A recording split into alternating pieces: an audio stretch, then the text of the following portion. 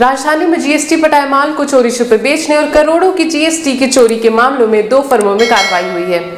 केंद्रीय जीएसटी कार्यालय रायपुर के अधिकारियों द्वारा ये ऑपरेशन किया गया है।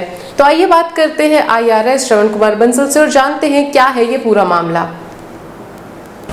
देखिए, सूचना इंटेलिजेंस थी हमारे पास में कि ये जो फर्म है श्री श्याम इंडस्ट्रीज़ फाफाडी रायपुर, यहाँ से कुछ फेक इनवाइसेस जारी हो रही हैं। तो इस सूचना के आधार पर हमारी टीम ने कार्रवाई की और कार्रवाई के दौरान मैं बताना चाहूँगा कि काफ़ी ऐसे बोगस इनवाइसेस हम लोगों को मिली जो ऐसे फर्मों को इशूड थी जो एग्जिस्ट ही नहीं करते हैं। तो ऑल ओवर इंडिया में जो हमारे अदर ऑफिसेज़ हैं वहाँ से हमने रिपोर्ट मंगाई। फर्दर छत्तीसगढ़ के फर्मों की जांच हमने की तो पाया कि वो फर्म बोगस हैं और एग्जिस्ट ही नहीं करती हैं। उस आधार पर फेक इनवाइस का लगभग 3.5 करोड़ का डिविजन हमने इनसे बुक किया।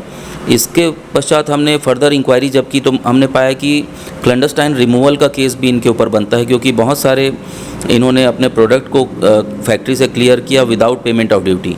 तो उसके एविडेंसेस हम लोगों को मिले। उस आधार पर लगभग 7.5 करोड़ की ड्यूटी हम लोगों ने इन पे इम्पोज की और इनको बहुत ज़्यादा परस्यू किया गया कि ड्यूटी अपनी पेमेंट करें, अदरवाइज़ कुछ एक फ्रेम ऑफ ड्यूटी पेमेंट बताएं कि कितना कितना कब तक पेमेंट कर पाएंगे। हम भी डिपार्टमेंट भी सिंपैथी रखता है, कोविड काल है और कई बार मंदी का दौर है, तो हम बहुत इसमें अफम नहीं थे कि पूरी ड्यूटी एक साथ भरें।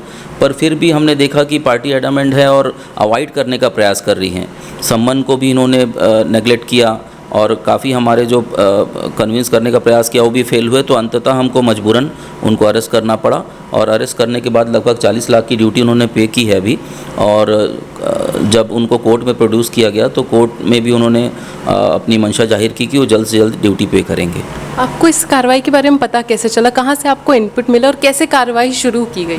देखिए, मैं बताना चाहूँगा कि CBIC जो हमारा डिपार्टमेंट है वो बहुत बड़ा नेटवर्क है उसका, और तकनीक के युग में बाइफा, अद्वैत ऐसे कई सॉफ्टवेयर्स हमारे डिपार्टमेंट ने डेवलप किए हैं जो कि बैंकों से, अदर कंपनीज से सभी डायरेक्टली लिंक्ड हैं।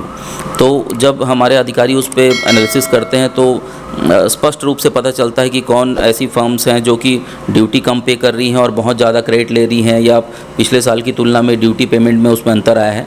तो ये हमारा एक रिसर्च एनालिसिस विंग है जो लगातार इस काम को करता है, और जैसे भी हमको उसमें रेड फ्लैग मिलता है तो उस पर हम कार्रवाई करते हैं।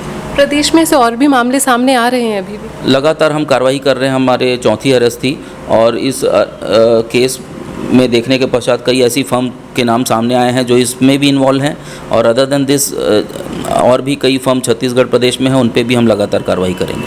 आगे ऐसे और केसेस ना आए इसलिए आप व्यापारियों को क्या संदेश देना चाहेंगे?